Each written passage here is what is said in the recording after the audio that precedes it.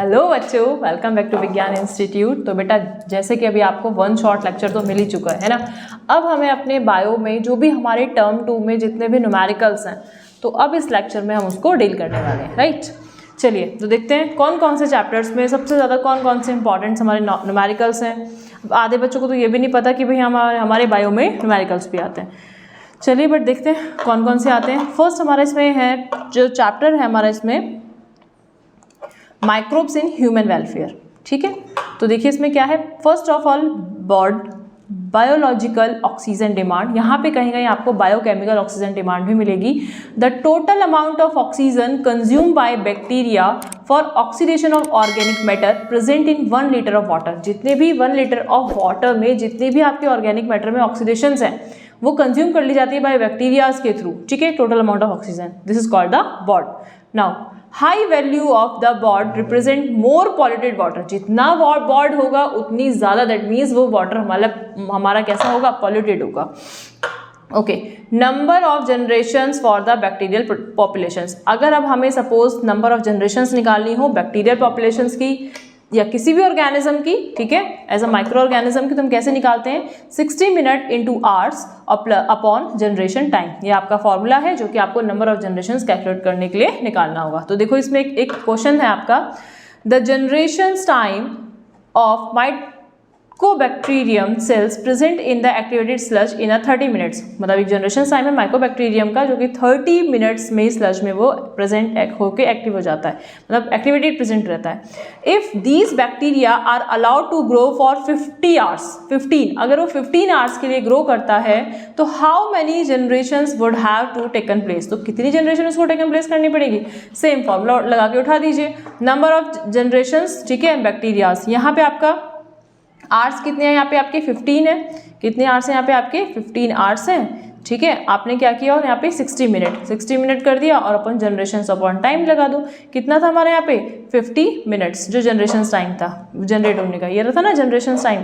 तो इससे 0 से 0 कट गया, 3 2 ज़ा 6 और यहाँ पे आ गया 15 2 ज़ा 30।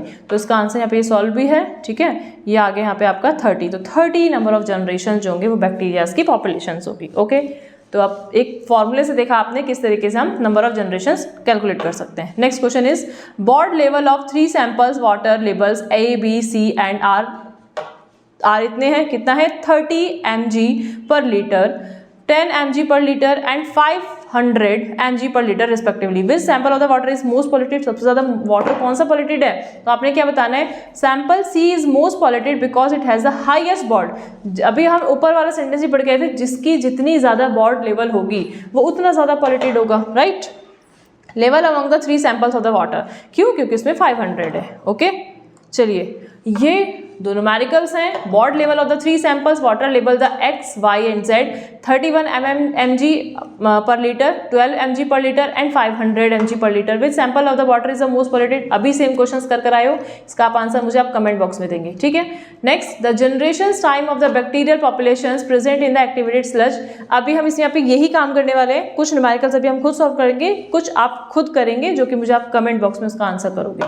Sludge in 30 minutes if these bacterias are allowed to grow for 20 hours. 20 hours के लिए वो ग्रो कर रहा है। How many generations would be taken place, कितनी जनरेशन टेकन प्लेस करेगा, सेम जैसे अभी किया था, याद है ना, 20 इंटू 60 कर देना और अपॉन 30 कर देना, आ जाएगा इसमें आपका आंसर, ठीक है। ये आपका होमवर्क है, ये आपको करना है। चलिए नेक्स्ट आइए। नेक्स्ट में अब हमें पढ़ना है बायोटेक्नोलॉजी प्रिंसिपल एंड प्रोसेस। ज़्यादा चैप्टर्स नहीं है, 2-3 ही चैप्टर हैं, उसी को देख लेते हैं कैसे कैसे क्वेश्चंस पुटअप होंगे। In generals molarity and molar concentration is defined as the number of moles. जो नंबर ऑफ मोल्स है वो डिफाइन करता है मोलैरिटी को, डिजोल्व पर लीटर ऑफ सॉल्यूशंस, ठीक है। नेक्स्ट है आपका haploid set of chromosome is denote by the N and diploid set of chromosome is denote by the 2N। The average molecular weight of the nucleotide pair is 330, मतलब 330 आपके Dalton होते हैं, molecular weight होता है nucleotide का। Genome size of the diploid human cell, जो genome का जो साइज होता है ह्यूमन सेल्स में इज अराउंड कितना होता है 6.6 इंटू 10 की power 9 base pair. The concentration of DNA will be 330 into 10 की पावर 330 इंटू 6 इंटू 10 की पावर 9 ग्राम पर मोल।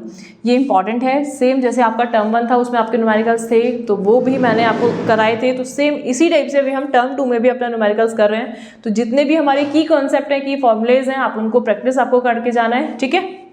कहीं ना कहीं आप इसके न्यूमेरिकल्स को फेस करोगे। नेक्स्ट अब आता है हमारा मोलैरिटी।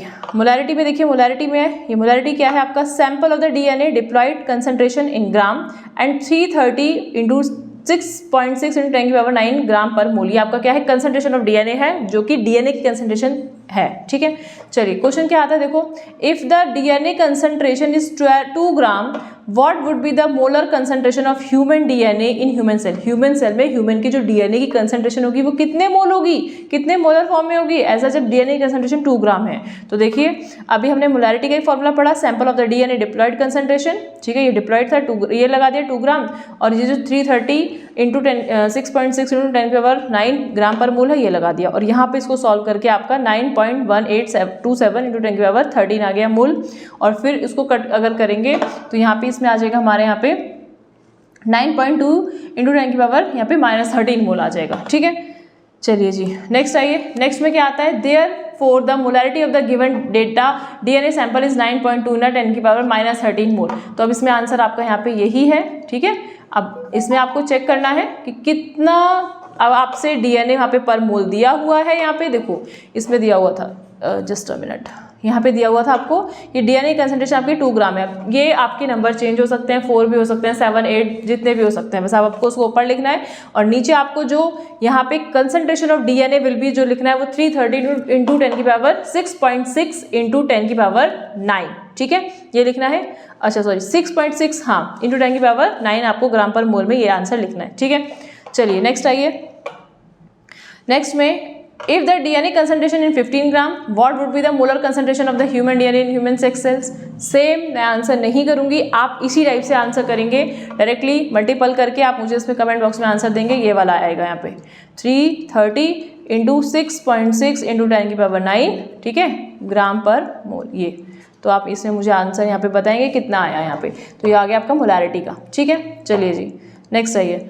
नेक्स्ट आता है इसमें हमारा organism and populations. Organism and populations में क्या आता है देखो, sex ratio express as the number of females and males per given individuals. Per given individuals में नंबर ऑफ मेल्स और नंबर ऑफ फीमेल्स कितनी है, population in a given time. Inter relations of the productivity, gross primary productivity GPP and net primary productivity NPP and the secondary productivity. Important है, कुछ दिख भी गया होगा आपको, क्या दिख गया, सीबीएसई दिख गया है ना, सीबीएसई का ये सैंपल पेपर का क्वेश्चन है, दैट मीन्स ये आया हुआ है। चलिए, productivity is the rate of biomass productions. GPP gross primary productivity में से आपका यहाँ पे जो आर है ये माइनस हो गया। ठीक है, एंड इक्वल क्या है आपका, रिप्रोडक्टिविटी, आर है आपका रिप्रोडक्टिविटी, और ये जो आपका एनपीपी है ये हो गया आपका यहाँ पे नेट प्राइमरी प्रोडक्टिविटी। ठीक है, चलिए आर हो गया आपका यहाँ पे रेस्पायरेशन लॉस, जितना भी आपका रेस्पायरेशन लॉस हुआ है। NPP biomass available to consumers for the secondary productivity, जो सेकेंडरी प्रोडक्टिविटी के लिए कंज्यूम किया गया है। पॉपुलेशन डेंसिटी में क्या लगाया जाता है, number of individuals in regions capital N, size of unit area is region S, small है सॉरी कैपिटल है दोनों ही। बर्थ रेट नेटेलिटी और डेथ रेट मॉर्टेलिटी, ये हम अपने कॉन्सेप्ट में भी पढ़कर आए थे, एमडी से मैंने आपको एक ट्रिक बताई थी, और मिस्टर बीएन आपको बताया था। तो number of individual added, birth rate जो एडेड होंगे तो बर्थ रेट में ऐड हो जाएंगे इनिशियल पॉपुलेशन में से, इनिशियल पॉपुलेशन ज़्यादा होगी वो नीचे आएगी, और जितने भी एडिंग होगी, जैसे इसको ऐसे समझ के चलो, अगर हमारा कोई टेस्ट होता है, अगर हमारा 20 मार्क्स का कोई टेस्ट है और 20 में से अगर सपोज हमारे 18 या 19 आते हैं या 17 आते हैं, तो वो 17 मार्क्स ऊपर आते हैं, है ना, और बाकी के जो हमारे जितने में से हमारे आए वो हमारा नीचे। तो इनिशियल पॉपुलेशन आपकी नीचे आएगी और नंबर ऑफ इंडिविजुअल एडेड ऊपर आएंगे। डेथ रेट मॉर्टेलिटी में क्या होगा, वो नेटेलिटी था, ये मॉर्टेलिटी है, नंबर ऑफ नेचुरल डेथ जितनी होगी वहाँ वो हो जाएगा, और इनिशियल पॉपुलेशन हो जाएगी। ठीक है, फॉर्मूलेज आपको याद रखने हैं। Next, Verhulst Pearl's logistic growth, most important ये क्वेश्चन है आपकी, मोस्ट इंपॉर्टेंट है, इसको भूलना मत। ठीक है, Verhulst Pearl logistic growth equation dn/dt equal rn k - n/n, ये आपने पढ़ रखी है जहाँ पे आपने पॉपुलेशन ग्रोथ रेट पढ़ा था। चलिए जी, अब इसके कुछ क्वेश्चंस देख लेते हैं। क्या क्वेश्चंस हैं, if 8 individual in a laboratory populations 80 fruit flies dead in a week, 80 fruit fly dead हो जाती है इन अ वीक में, then what would be the death rate of the populations for that set period. तो death rate उसका क्या होगा, तो अभी हमने देखा डेथ रेट का फॉर्मूला लगा दो, नंबर ऑफ इंडिविजुअल डेथ्स और total number of the initial. तो टोटल नंबर ऑफ इनिशियल्स में यहाँ पे कितनी थी हमारी 80 फ्रूट फ्लाइज थी, ठीक है, और यहाँ पे डेड कितनी हो गई थी, 8 इंडिविजुअल लेबोरेटरी में इतने की डेथ हो रही थी, तो 8/80, 8 अपॉन आपने क्या किया 80 किया, और आप यहाँ पे इसको करके आंसर क्या करेंगे 0.1, hence the death rate will be 0.1। अगर ये नहीं समझ में आ रहा तो मैं एक बार एक कैलकुलेशन करके दिखा देती हूँ आपको। देखो ये है, आप यहाँ पे पॉइंट लगाओ, यहाँ पे आप इसमें मतलब ये कर सकते हो, ये तो ऑलरेडी पॉइंट लगा के आप यहाँ से इसको 0 हटा सकते हो, ठीक है, या फिर छोड़ो इसको, ऐसे भी छोड़ो, आप डायरेक्टली ऐसे करो और यहाँ पे आप ऐसे करो। चलो अब तो सिंपल हो गया ना आपके लिए, मतलब 0 लगाना है तो 0 पॉइंट लगा के उसके बाद 80 टाइम्स कर लिया तो ये 80 हो गया, तो 0.1 आ गया, तो सिंपल हो गया। चलिए next, in a pond there were 20 hydrilla plants, through reproductions the 10 new hydrola plants were added in a year, calculate the birth rate। उनकी बर्थ रेट कैलकुलेट करनी है। तो अब आपने देख लिया 20 है, 20 में से 10 न्यू ऐड हुए हैं तो 10/20 कर दिया। अब इसको सॉल्व कर लो, सेम एज इसका भी यही है, करिए 0 और यहाँ पे क्या हो जाएगा 0 और ये कितना जाएगा 5 टाइम चला जाएगा इसमें, ठीक है, तो 0.5 इसका आंसर आ जाएगा plant per year. Next, in a pond there were be a, बहुत इजी से क्वेश्चन है, बस हमें इसमें फॉर्मूलेज देखने हैं, ठीक है। Pond there were 200 frog, 40 more were born in year, calculate the birth rate. Same upon कर दो आप, 40/200 कर दीजिए, कितना है 0.2 फ्रॉग पर ईयर्स, ठीक है, इजी क्वेश्चन है ना। चलिए नेक्स्ट साथ इसमें आता है हमारा, calculate the death rate of the 6 individual in the laboratory population the 60 fruit fly. तो सेम क्या करेंगे आप 6/60 कर देंगे। चलिए जी, ये सारे क्वेश्चन CBSE वाले थे जो आए हुए थे। Calculate the birth rate in a 16 new plants are added in the reproductions and existing 40 lily plants in a pond during the particular इसमें पर्टिकुलर मंथ्स में, ठीक है। तो क्या करेंगे आप 60/40 कर देंगे तो 0.4 इसमें आ जाएगा। Same birth rate death rate का डायरेक्टली फॉर्मूला लगाओ, उसमें पुटअप कर दो, ठीक है। तो ये कुछ 4-5 क्वेश्चंस करे हमने इसमें। चलो अब नेक्स्ट क्वेश्चन देखते हैं। नेक्स्ट हमारा क्या है, नेक्स्ट थोड़ा अलग टाइप का है। If a population is growing exponentially double in size 3 years, what is the intrinsic rate of the are population. अगर वो कह रहा है कि एक्सपोनेंशियली जो होता है वो 3 आवर्स में अगर ग्रो कर रहा है तो उसका इंट्रिंसिक रेट क्या होगा, ठीक है।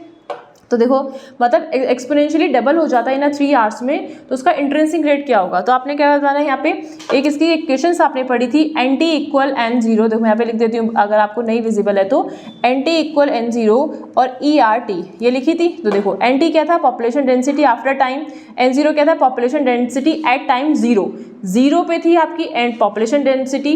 E क्या था, बेस ऑफ नेचुरल लॉगरिथम जिसकी वैल्यू पढ़ी थी हमने 2.71828, ठीक है। R क्या है आपका, intrinsic rate of the population, and given data में आपका क्या है, प्रेजेंट पॉपुलेशन। तो बच्चे डेंसिटी में कितनी है X, क्योंकि वो कह रहा है कि if the population is growing exponentially double in size in 3 years, अगर 3 ईयर्स में वो डबल हो गई तो वो कह रहा था population density after the 3 years, तो 3 ईयर्स के बाद कितनी हो जाएगी। अगर एट प्रेजेंट, जैसे हम जब छोटे थे, जब 6-7 में पढ़ते थे, हम एज वाले क्वेश्चन करते थे ना कि इसकी एज इतनी और 5 ईयर्स और 10 ईयर्स बाद इतनी हो जाएगी, तो हम उसको मल्टीपल कर लेते थे।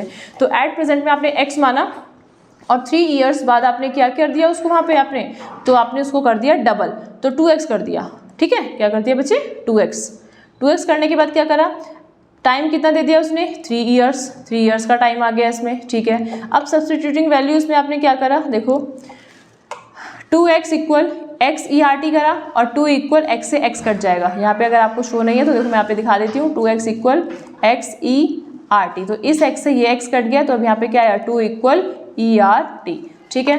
Applying log on the both side, दोनों साइड आप लॉग कर दो, ठीक है। इसमें क्या आएगा, log 2 = 3r log e, ये आपकी पावर हो जाएगी लॉग की, यहाँ पे ये की power b - b log a, तो यहाँ पे r इक्वल कितना आ जाएगा log 2/3 log e, और यहाँ पे आप log की इसकी वैल्यू लिख दोगे 0.3010/3 इंटू log ई की वैल्यू लिख दोगे आप, ठीक है। उसे मल्टीपल करके आपका क्या आंसर आ जाएगा 0.2311, ठीक है। इसमें सिर्फ हमारा लॉग को लेके क्वेश्चन आता है, ये हमारा थोड़ा हायर लेवल पे पूछा जाता है, अगर आपको अच्छे से समझ में आया तो ठीक है, बट ये हमारा नीट के लेवल पे क्वेश्चन पूछा जाता है, इंपॉर्टेंट है, ठीक है। तो therefore the intrinsic rate of the r is the population is 0.2311, ये आया। और CBSE में क्या क्वेश्चन आया था ये भी देखते हैं जरा। Carefully observe the given illustrations and the answer the following. Same question आपको इस तरीके से उठा के दे देते हैं, आपको कोई भी पिक्चर्स देंगे, ठीक है, तो ABCD आपको उसमें करना होगा। तो यहाँ पे आप बता दिया इमाइग्रेशंस, ये N हो गया आपकी पॉपुलेशन डेंसिटी, ये हो गया आपका इमिग्रेशन, ये हो गया नेट आपका मोर्टेलिटी, ये हो गया आपका नेटिलिटी। नेक्स्ट एक क्वेश्चन से पूछा है which of the above represent the increase and the decrease of the population. कहाँ पे पॉपुलेशन इंक्रीज होगी, कहाँ पे पॉपुलेशन डिक्रीज होगी, किसको रिप्रेजेंट करेगा? तो अभी आपको पता है यहाँ पे जो बढ़ेगा वो मोर्टेलिटी है, जो बढ़ेगा वो नेटिलिटी है और जो कम होगा वो मोर्टेलिटी है।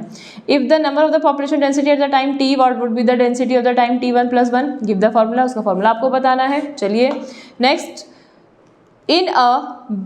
in a burn there were the 30 rats and 5 more rats entered the burn and 6 out of the total rats were eaten by the cat। तो इतने कितना कैट्स के थ्रू इतने ईटन कर लिया गया है। 8 rat were born during the time period of the consideration, the 7 rat left the burn, find out the result and the population at the time t+1। मतलब इतनी रैट्स है, इतने को वो खा गया तो उसमें कितनी सारी बचेंगी, तो वो सब बताना है। नेक्स्ट क्वेश्चन इसमें आता है हमारा कि if a new habitat is just being colonised out of the 4 factors affecting the populations growth, which factors contribute the most. सबसे कौन सा फैक्टर मोस्ट कंट्रीब्यूट करता है? तो चलिए इसमें देखते हैं। फर्स्ट इसमें आएगा यहाँ पे आपका बी एंड आई। अभी हमने पढ़ा था B and I represent the increase the population and D and E. B मतलब आपका बर्थ रेट, तो यानी इंक्रीज करेगा, जो बर्थ होगी उसको इंक्रीज करेगा, तो ठीक है। और डेथ रेट मतलब ये तो आपका नेटिलिटी हो गया और ये वाला आपका मोर्टेलिटी हो गया। डेथ रेट को जो कि ई को रिप्रेजेंट करेगा।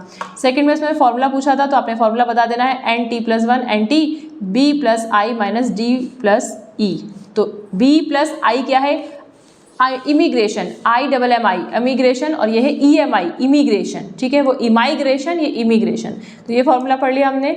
यहाँ पे इसके लिए फॉर्मूला क्या है? यहाँ पे NT = 30, इमिग्रेशन आपके 5 है, 7 मतलब देखो जितने टोटल थे, जितने नेटिलिटी थे वो 30 थे, जितने ऐड हुए इमाइग्रेशन हुआ वो 5 थे, जितने लॉस्ट हो गए वो रेट और ये इन सब की स्टोरी है। अच्छा यहाँ पे सी वाला क्वेश्चन तो हमारा अलग था। सी में पूछ रहा था, उसमें आपने सी में इसने पूछा था देयर वॉज द 30 रेट्स। हाँ यही वाला क्वेश्चन था ना। तो देखो ये रहा 7 इसमें इमिग्रेशंस हो गए, मतलब वो डेथ रेट हो गई उनकी, और डी आपका नेटिलिटी था और बी आपका यहाँ पे बर्थ रेट 8 था। तो उसने क्या फॉर्मूला लगाया? NT+1 NT B + I और D - E। आपने यही फॉर्मूला लगा देना है। तो N आपको पता है 30, उसके बाद आपको 8 + 5, 8 क्या है आपका बर्थ रेट, 5 क्या है आपका यहाँ पे इमाइग्रेशन, और डेथ रेट में आपका 6 है और 7 आपका क्या है इमिग्रेशन। तो वो आपके करके टोटल करके आपने 30 रेट कर दिया। इस क्वेश्चन को दोबारा आप देखेंगे, बाकी फॉर्मूला आपका सेम लगेगा, ठीक है। कौन ऐड हुआ, किसकी डेथ हुई, कितने में से हुई, वो सब आपका कितना टाइम पीरियड दे रखा है, वो सब चीज़ आपको यहाँ पे देख के इसमें करनी है, इस फॉर्मूले में रख के, ठीक है। नेक्स्ट वो कह रहा है सबसे ज़्यादा अपना कॉन्ट्रीब्यूशन कौन सा फैक्टर करता है? इमाइग्रेशन। क्यों? वो बर्थ रेट हो रही है, वो पॉपुलेशंस में इंटरेक्शंस कर रहा है, वो पॉपुलेशंस में इंक्रीमेंट कर रहा है, ठीक है। उसके नंबर ऑफ जो पॉपुलेशंस हो रही है वो बढ़ रहे हैं, तो वो अपना सबसे ज़्यादा कॉन्ट्रीब्यूशन मोस्ट अपना रोल प्ले करता है। क्लियर? तो यहाँ पे इन क्वेश्चंस को आप एक बार दोबारा करेंगे, अपनी कॉपी में सॉल्व करके देखेंगे। यहाँ पे जो भी हमारे बायो में टर्म 2 में जितने भी हमारे सारे इंपॉर्टेंट चैप्टर्स थे जहाँ से आपके न्यूमेरिकल आ सकते हैं, तो वो सारे मैंने अभी आपको कराए। बट हाँ, जितने भी मैंने आपको होमवर्क के लिए क्वेश्चंस दिए, आपको उनकी भी प्रैक्टिस करनी है और उनका आपको कमेंट बॉक्स में आंसर भी करना है। ओके, तो अभी हम मिलते हैं अपने अब नेक्स्ट लेक्चर में, जो कि अभी हम अपने 1 शॉर्ट वे और करेंगे, जिसको बहुत ही शॉर्ट मैनर में करेंगे विद आपका डायग्राम, डिफरेंसेस, आपका short question, short note, long and all that, ठीक है। तो मिलते हैं नेक्स्ट लेक्चर में। Thank you.